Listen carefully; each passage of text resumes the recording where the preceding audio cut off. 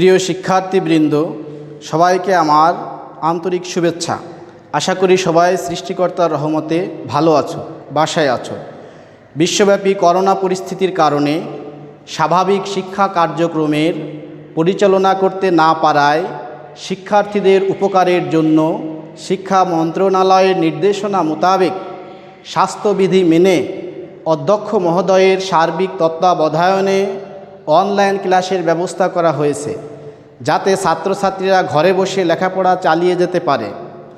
আজকে আমি অনলাইন ক্লাসে KM Imdad Saidi, lecturer, department of accounting, Daulatpur college day night, Daulatpur, Khulna. আজকে আমি যে ক্লাসটা নিব একাদশ শ্রেণীর হিসাব বিজ্ঞান প্রথম পত্র, চ্যাপ্টার নবম, টপিক আজকের আলোচ্য বিষয় ফিনান্সিয়াল স্টেটমেন্ট, আর্থিক বিবরণী। আর্থিক বিবরণীর অঙ্কটা আমি এখানে তুলে দিয়েছি। অঙ্কটা আমি একবার বলতেছি, তোমরা খেয়াল করো। প্রগতি সার্ভিস সেন্টারের 2019 সালে 31 ডিসেম্বর তারিখের রেওয়ামিলটি নিম্নে প্রদত্ত হলো। প্রগতি সার্ভিস সেন্টার রেওয়ামিল 31 ডিসেম্বর 2019। ডেবিট পাশের হিসাব শিরোনামগুলো ছিল: প্রাপ্য হিসাব 1,20,000, অফিস খরচ 15,000 টাকা, উপযোগ খরচ 8,000 টাকা, ভাড়া খরচ 25,000 টাকা, বেতন খরচ 32,000 টাকা, অফিস সরঞ্জাম 1,50,000 টাকা, উত্তোলন 16,000 টাকা, নগদ ছিল 72,000 টাকা। টোটাল ডেবিট পাশের উদ্বৃত্ত ছিল 4,38,000 টাকা। ক্রেডিট পাশের হিসাব শিরোনামগুলো: সুদ আয় 35,000 টাকা, সেবা আয় 1,50,000 টাকা, মূলধন 1,18,000 টাকা, অনুপার্জিত সেবায় ছিল 75,000 টাকা, প্রদ হিসাব 60,000 টাকা। মোট উদ্বৃত্ত ক্রেডিট পাশে 4,38,000 টাকা। অন্যান্য তথ্যাবলী ছিল: 2 মাসের বেতন বকেয়া রয়েছে, অনুপার্জিত সেবা আয়ের 45,000 টাকা উপার্জিত হয়েছে। 3 নম্বর সমন্বয়: ভাড়া প্রতি মাসে 2500 টাকা প্রদান করা হয়। 4 নম্বর সমন্বয়: অফিস সরঞ্জামের উপর 10% হারে অবচয় ধার্য করতে হবে। করণীয় ছিল: ক নাম্বার, অপরিশোধিত বেতনের পরিমাণ নির্ণয় করো। খ নাম্বার, সমাপ্ত বছরের আয় বিবরণী তৈরি করো। গ নাম্বার, সমাপ্ত বছরের আর্থিক অবস্থার বিবরণী তৈরি করো। আমরা এখন সমাধানে যেতে পারি। ক নাম্বারে আমাদের করণীয় ছিল অপরিশোধিত বেতন। অপরিশোধিত, দ্যাট মিন্স বকেয়া বেতনের পরিমাণ। ক নাম্বার সমাধান: ক, অপরিশোধিত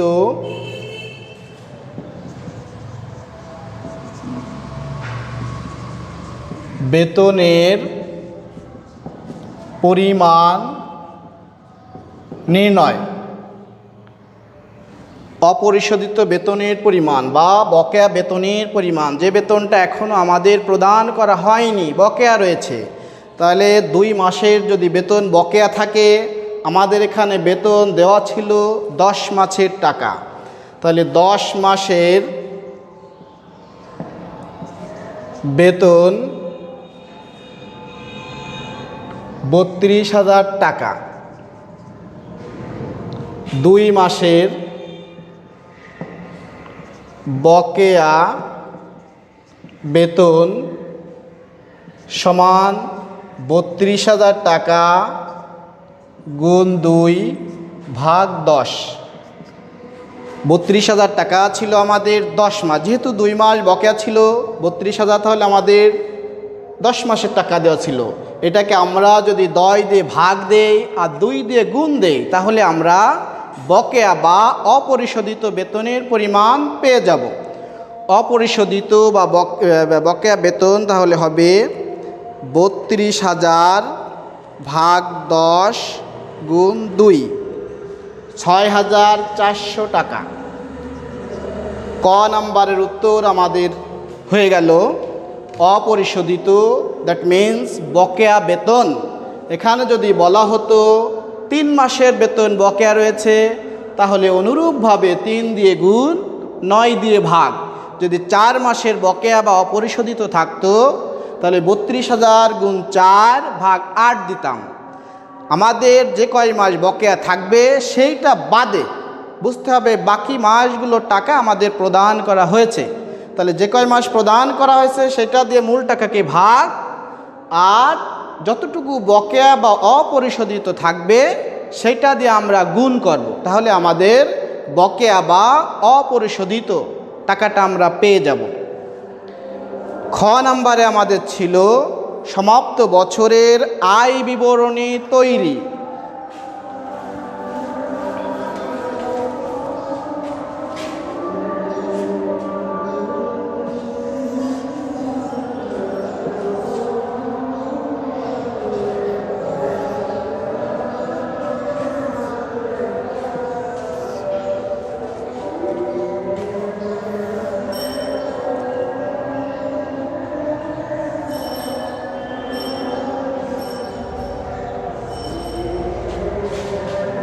তাহলে কোম্পানির নাম লিখব আমরা প্রথমে প্রগতি সার্ভিস সেন্টার।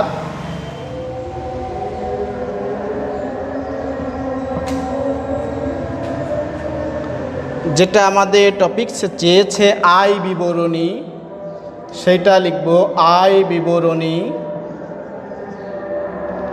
সালটা আমরা লিখব, যে সালের অঙ্ক তার last date, that means 31 December. 31 December 2019।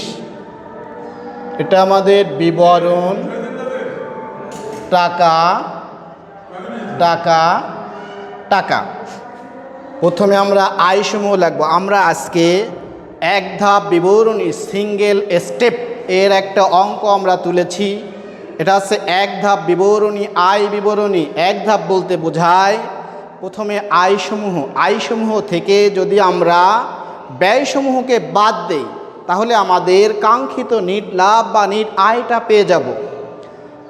এখানে ঝামেলা কম। সার্ভিস রেভিনিউ প্রতিষ্ঠানের আয় বিবরণী, যে কোনো সার্ভিসিং সেন্টার, যে কোনো আমাদের সেবামুখী প্রতিষ্ঠান থেকে যে আয়টা হবে, যেমন উদাহরণস্বরূপ আমরা বলতে পারি radio TV servicing centre, mobile servicing centre, ওরা সার্ভিস দিচ্ছে, টাকাটা ইনকাম করে, সেটা হচ্ছে সেবা আয়।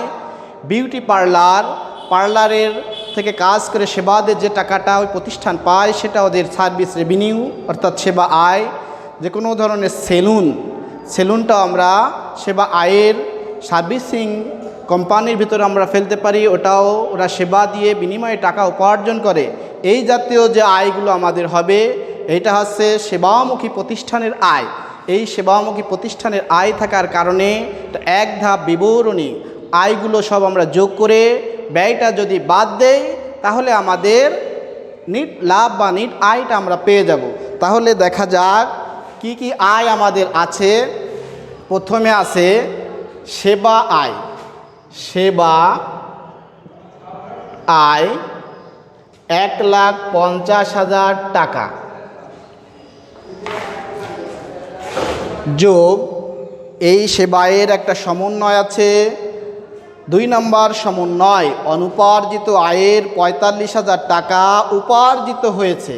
অনুপার্জিত সেবায় বলতে আমরা কি বুঝি, যে টাকাটা আমাদের এখন উপার্জন হয়নি, প্রতিষ্ঠানের উপার্জন হয়নি, কিন্তু অ্যাডভান্স পেয়ে গেছে, অগ্রিম পেয়ে গেছে, আগে পেয়ে গেছে, এটাকে অনুপার্জিত সেবা আয়। যে উপার্জন এখনো হয়নি, তা অনুপার্জিত আয় এটা একটা দায়, চলতি দায়ের ভিতর পড়ে। তো অনুপার্জিত সেবা আয় ছিল 75,000 টাকা, যে টাকাটা প্রতিষ্ঠানের উপার্জন হয়েছিল না। এখন বছর শেষে দেখা গেল ওই অনুপার্জিত আয়ের থেকে 45,000 টাকা উপার্জিত হয়েছে, তার মানে এটা এখন আমাদের আয়ের অন্তর্ভুক্ত হবে। তাহলে সেবা আয়ের সাথে এটা যোগ হবে। সেবা আয় ছিল 1,50,000 টাকা, এর সাথে যোগ অনুপার্জিত হতে অর্জিত বা উপার্জিত 45,000 টাকা, যে টাকাটা উপার্জন হয়েছে আমরা সেই টাকাটা এর সাথে যোগ দেব। তো তাহলে 1,50,000 যোগ 45,000, তাহলে 1,95,000 টাকা আমাদের সেবা আয় হলো। আরও একটা আয় আছে সুদ আয়। সুদ বাবদ আমাদের প্রতিষ্ঠানের আয় হচ্ছে সুদ আয় 35,000 টাকা। 1,95,000 যোগ 35,000 টাকা 2,30,000 টাকা। তাহলে 2,30,000 টাকা এটা আমাদের মোট সেবা আয় বা মোট আয়। মোট আয় 2,30,000 টাকা আমরা পেয়ে গেলাম। এখান থেকে দেব বাদ ব্যয়সমূহ বা খরচসমূহকে আমরা বাদ দেব। তাহলে কি কি আছে খরচগুলো দেখার সময় আমাদের দেখতে হবে যে খরচটা রেওয়া মিলে আছে ওর সাথে সংশ্লিষ্ট কোনো সমন্বয় আছে কিনা। যদি সংশ্লিষ্ট কোনো সমন্বয় থাকে তাহলে এর থেকে যোজন বা বিয়োজন, যোগ বা বিয়োগ আমাদের করে অ্যাডজাস্ট করতে হবে। সমন্বয়গুলো হলো সমন্বয়, দ্যাট মিন্স অ্যাডজাস্টিং এন্ট্রিজ। এই অ্যাডজাস্টিংগুলোকে আমরা অ্যাডজাস্ট করব এই ব্যয়ের সাথে। তো ব্যয় ছিল প্রথম অফিস খরচ।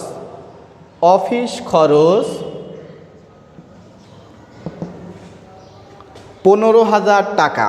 অফিস খরচের সাথে কোনো খরচ এখানে নেই, তাহলে অফিস খরচ আমরা সরাসরি দেখাবো 15,000 টাকা।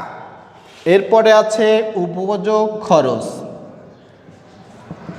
উপযোগ খরচ ছিল 8,000 টাকা। এটার সাথেও কোনো সমন্বয় নেই, আমরা সরাসরি বসায় দিলাম। এরপরে আছে ভাড়া খরচ। ভাড়া খরচের সাথে আমাদের সমন্বয় আছে। ভাড়া খরচ ছিল 25,000 টাকা। এই একটা সমন্বয় আমাদের ভালো করে বুঝতে হবে। ভাড়া প্রতি মাসে 2500 টাকা করে প্রদান করা হয়। তাহলে এক মাসে যদি 2500 টাকা দেওয়া হয়, আমাদের আর্থিক বছর অঙ্ক হচ্ছে 1 বছরের অঙ্ক। তাহলে 1 বছরে 12 মাস, 12 দিয়ে আমাদের 2500 টাকাকে গুণ দিতে হবে। গুণ দেওয়ার পর যদি আমাদের ভাড়া খরচ 25,000 থেকে বেশি হয় তাহলে আমাদের বুঝতে হবে যে আমাদের বকেয়া আছে, ভাড়া বাবদ খরচ বকেয়া আছে। আর যদি 25,000-এর কম হয় বুঝতে হবে আমাদের অগ্রিম প্রদান করা হয়েছিল। তাহলে আমরা দেখি ভাড়া খরচ 25,000, প্রতি মাসে খরচ ধরা হয়েছিল 2500 টাকা। 2500 ইন্টু 12 আসে 30,000 টাকা। তা আমাদের ভাড়া বাবদ প্রদান করা হয়েছিল 25,000 টাকা, অ্যাকচুয়ালি আমাদের খরচ হয়েছে 30,000 টাকা।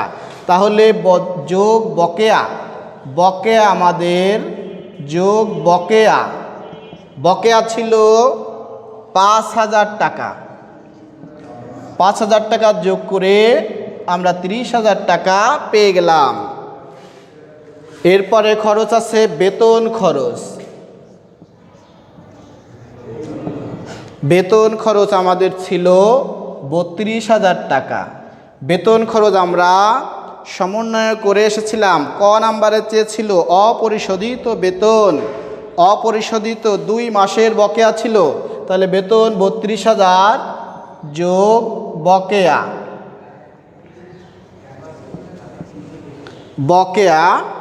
তাহলে ওই একইভাবে আমরা করব 32,000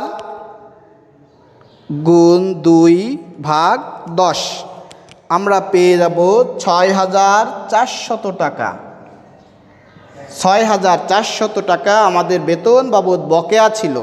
তাহলে 6,400-র সাথে আমরা যোগ দেব 32,000, তাহলে 38,400 টাকা। আর কোনো খরচ আছে কিনা আমাদের দেখতে হবে। অফিস সরঞ্জাম তো নগদ সমন্বয় থেকে বেতন 1 নাম্বারটা হয়ে গেছে। অনুপার্জিত আমরা অ্যাডজাস্ট করেছি, ভাড়া অ্যাডজাস্ট করেছি। অফিস সরঞ্জামের উপর 10% হারে অবচয় ধরতে হবে। তাহলে এটা একটা খরচ, এটা আমরা এখানে বসাবো।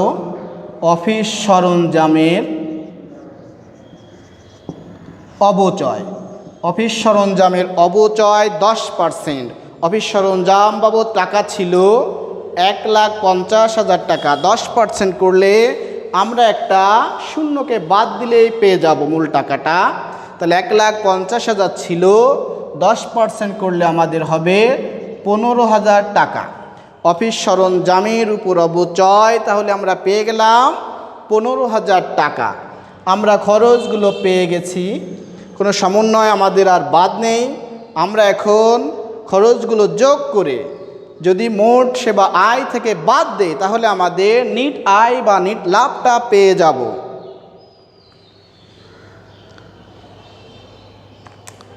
খরচগুলো ছিল 15,000 যোগ 8,000 টাকা যোগ 30,000 যোগ 38,400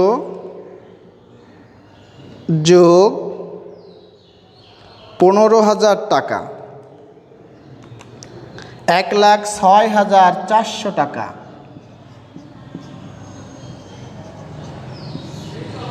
1,06,400 টাকা আমরা মোট আয় থেকে বাদ দিব, তাহলে আমরা পাবো 2,30,000 থেকে বাদ দেবো 1,06,400 টাকা। 1,23,600 টাকা, 1,23,600 টাকা। এটা আমরা পেলাম নিট আয় বা নিট লাভ। নিট আয় প্রতিষ্ঠানের হলো 1,23,600 টাকা। তাহলে আমাদের করণীয় খ নাম্বার হয়ে গেল। করণীয় খ নাম্বারে চেয়েছিল সমাপ্ত বছরের আয় বিবরণী। আমাদের সেবামুখী প্রতিষ্ঠানের অঙ্ক থাকায় এক ধাপ বিবরণীর মাধ্যমে আমরা আয় বিবরণীটা শেষ করলাম। তাহলে তোমরা বুঝতে পেরেছো যে এক ধাপ আয় বিবরণীটা কি, এটা কিভাবে করতে হয়। প্রথমে আমরা আয়গুলো, সেবামুখী আয়, সেবা রাজস্বগুলোকে আমরা যোগ করে তারপরে প্রতিষ্ঠানের মোট ব্যয়গুলো আমরা বাদ দেব। বাদ দিলে যে ডিফারেন্স টাকাটা হবে সেটা আমাদের নিট লাভ বা নিট ক্ষতি হবে। আমাদের এই প্রতিষ্ঠানে যেহেতু মোট আয় থেকে খরচ বাদ দিয়ে খরচটা কম ছিল, আমাদের আজ এই প্রতিষ্ঠানের তাহলে লাভ হলো, নিট লাভ হলো বা নিট আয় হলো 1,23,600 টাকা। খ নাম্বার আমরা শেষ করতে পারি। এখন আমরা চলে যাব গ নাম্বার রিকোয়ারমেন্ট। গ নাম্বারে চেয়েছে সমাপ্ত বছরের আর্থিক বিবরণী তৈরিকরণ। তাহলে আমরা সমাপ্ত বছরের আর্থিক বিবরণীতে চলে যাব। আমরা ক্ষয়ের মতো অনুরূপ একটা ঘর করব।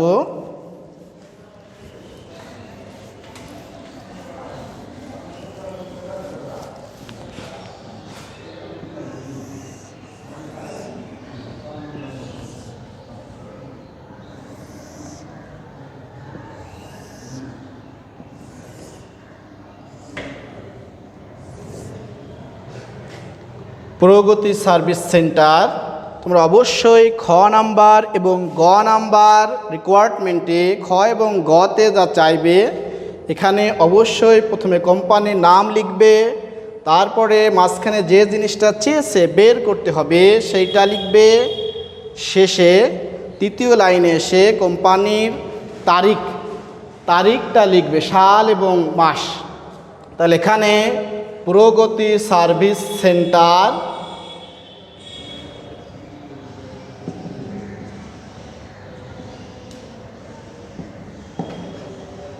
গ নাম্বারে চেয়েছে আর্থিক অবস্থার বিবরণী। আমরা সেটা লিখব আর্থিক অবস্থার বিবরণী।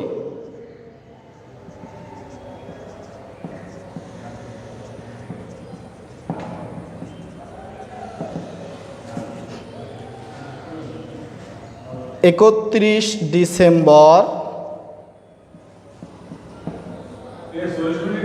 2019 বিবরণ টাকা আর্থিক অবস্থার বিবরণী আমরা প্রথমে আর্থিক অবস্থার বিবরণীটা কিভাবে আসে, কিভাবে করতে হয়। আর্থিক অবস্থার বিবরণী দুই প্রকার জিনিস এখানে অন্তর্ভুক্ত হবে। প্রথমে আসবে সম্পদসমূহ, সম্পদসমূহের ভিতরে আসবে চলতি সম্পদ, স্থায়ী সম্পদ। এই দুটো সম্পদকে যোগ করে আমরা মোট সম্পদ পাব। আর দায় এবং মালিকানা সত্ত্বের ভিতরে আসবে চলতি দায়, দীর্ঘমেয়াদী দায় এবং মালিকানা সত্ত্ব। এইগুলো যোগ করে আমরা সম্পদ ইকুয়াল টু দায়। আমরা একটা সমীকরণেও দেখতে পাই এ সমান এল প্লাস ওই, অ্যাসেট সমান liabilities plus owners equity. That means asset বলতে সম্পদ, সম্পদসমূহ সমান দায়সমূহ যোগ মালিকানা সত্ত্ব। তাহলে এইটাকে আমরা প্রুভ করবো, এভাবে আমাদের আর্থিক অবস্থার বিবরণী করতে হবে। প্রথমে আমরা লিখব সম্পদ সমূহ, চলতি সম্পদ। চলতি সম্পদে ছিল প্রাপ্য হিসাব, প্রাপ্য হিসাব 1,20,000 টাকা। আর সম্পদ ছিল নগদ, নগদ তহবিল। নগদ তহবিল ছিল 72,000 টাকা। তাহলে সম্পদগুলো যদি আমরা যোগ দেই তাহলে পাবো 1,20,000 টাকা যোগ 72,000 টাকা, 1,92,000 টাকা আমরা মোট চলতি সম্পদ পেয়ে গেলাম। এবার লাগবো স্থায়ী সম্পদ। স্থায়ী সম্পদের ভিতরে দেখতে হবে আমাদের কি কি আছে। এখানে একটাই দেখা যাচ্ছে অফিস সরঞ্জাম।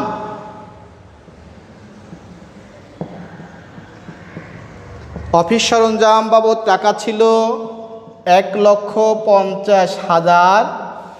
এর সাথে আমাদের দেখতে হবে যে অবচয় আছে কিনা। যদি রেওয়া মিলের ক্রেডিট পাশে যদি ওই সেই অবচয় সঞ্চিতি বা পুঞ্জীভূত অবচয় থাকে, আর যদি সমন্বয় সংশ্লিষ্ট সম্পদের উপর অবচয় ধরতে বলে, তাহলে রেওয়া মিলের পুঞ্জীভূত অবচয় বা অবচয় সঞ্চিতি যেটা থাকবে তার সাথে সমন্বয়ের অবচয় যেটা আমরা বের করেছি সমন্বয় থেকে, এই দুইটাকে যোগ করে সংশ্লিষ্ট সম্পদ থেকে বাদ দিতে হবে। তা আমাদের রেওয়া মিলে কোনো অবচয় সঞ্চিতি বা পুঞ্জীভূত অবচয় নেই। সমন্বয় আমাদের আছে অফিস সরঞ্জামের উপর 10% হারে অবচয়। তাহলে ওইটা আমাকে বাদ দিতে হবে, বাদ বা বিয়োগ অবচয়। অবচয় আমরা পেয়েছিলাম সম্পদের উপর 10%। তাহলে 1,50,000-এ 10% করলে হয় 15,000 টাকা। তাহলে 1,50,000 এর সাথে আমরা বাদ দেব 15,000। তাহলে আমরা 1,35,000 টাকা পেলাম। এটা হচ্ছে স্থায়ী সম্পদ। 1,35,000 স্থায়ী সম্পদ, 1,92,000 চলতি সম্পদ, দুটোকে আমরা যদি যোগ দেই তাহলে আমরা মোট সম্পদ পেয়ে যাব যোগ 1,92,000, 3,27,000 টাকা। এটা আমাদের মোট সম্পদ আমরা পেয়ে গেলাম। এবার আমরা লিখব দায়সমূহ, দায়সমূহ ও মালিকানা সত্ত্ব।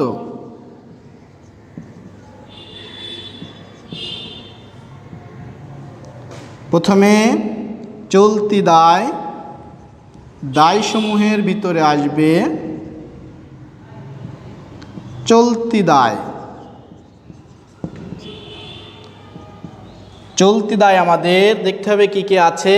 এখানে আছে অনুপার্জিত সেবা আয়। তাহলে অনুপার্জিত সেবা আয়, অনুপার্জিত সেবা আয় ছিল ৭৫,০০০ টাকা। এখান থেকে যতটুকু সমন্বয়ে অর্জিত হয়েছে, উপার্জিত হয়ে গেছে, ততটুকুকে আমরা বাদ দিব। তাহলে উপার্জিত হয়েছে ৪৫,০০০ টাকা। ৭৫,০০০ থেকে ৪৫,০০০ টাকাকে আমরা বাদ দেব। ৭৫,০০০ লেস ৪৫,০০০, তাহলে ৩০,০০০ টাকা। এটা হচ্ছে আমাদের অনুপার্জিত সেবা আয় এখনও রয়ে গেছে। আর একটা চলতি দায় আছে পরদেয় হিসাব। পরদেয় হিসাব, দ্যাট মিন্স পাওনাদার। পাওনাদার বৃন্দ আছে ৬০,০০০ টাকা। এবার দেখতে হবে সমন্বয়ে আমাদের কোনো খরচ, বকেয়া বা অনুপাত অপরিশোধিত আছে কিনা। তা বকেয়া ছিল আমাদের বেতন বকেয়া, ভাড়া বকেয়া। তাহলে লিখব বকেয়া বেতন। বকেয়া বেতন ছিল ৩০,০০০, ৩২,০০০ ভাগ ১০ গুণ ২। বকেয়া বেতন ছিল ৬,৪০০। ৬,৪০০ টাকা আমাদের বকেয়া বেতন ছিল। বকেয়া ভাড়া, বকেয়া ভাড়া বাবদ ছিল। ভাড়া ছিল ২৫,০০০। ২ মাস ভাড়া প্রতি মাসে ছিল ২৫০০, তাহলে ১০ মাসে ২৫,০০০ টাকা ছিল। ২ মাসে হবে ৫,০০০ টাকা। ভাড়া বাবদ বকেয়া ছিল ৫,০০০ টাকা। তাহলে আমাদের মোট চলতি দায়গুলো আমরা বের করব। ৩০,০০০ যোগ ৬০,০০০ টাকা যোগ ৬,৪০০ যোগ ৫,০০০, ১,০১,৪০০ টাকা।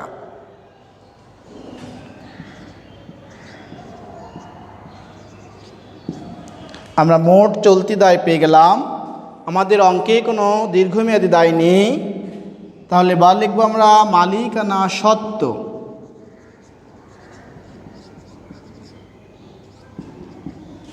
প্রথমে মূলধন।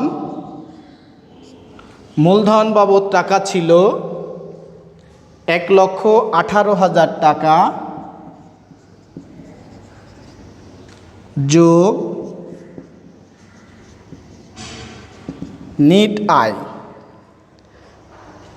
নিট আয় ছিল আমাদের ১,২৩,৬০০।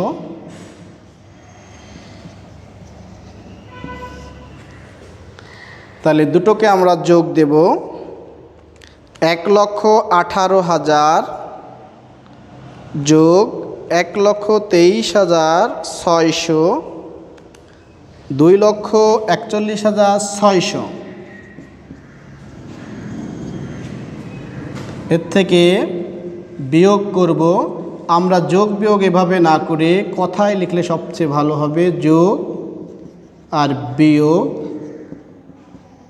উত্তোলন। উত্তোলন ছিল আমাদের ১৬,০০০ টাকা। ২,৪১,৬০০ থেকে বাদ ১৬,০০০।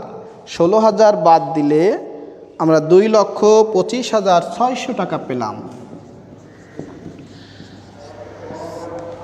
এই মালিকানা সত্ত্ব আর দায়টাকে আমরা যোগ করব।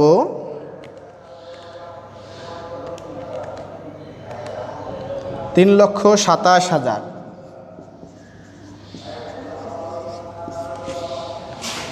মোট দায় ও মালিকানা সত্ত্ব। তাহলে আমাদের সম্পদ আর দায় আমাদের একই হয়েছে। মোট সম্পদ আমাদের ছিল ৩,২৭,০০০। মোট দায় ও মালিকানা সত্ত্ব আমরা ৩,২৭,০০০ টাকা পেয়ে গেলাম। আমাদের পুরো আর্থিক অবস্থার বিবরণীটাও কমপ্লিট হলো। এটা গ নাম্বার রিকোয়ারমেন্টে ছিল। তাহলে শিক্ষার্থীরা তোমরা খেয়াল করবে আর্থিক অবস্থার বিবরণীতে কি কি অন্তর্ভুক্ত হবে বা হতে পারে। প্রথমে আমাদের দুটো পার্ট আমাদের হবে সম্পদসমূহ।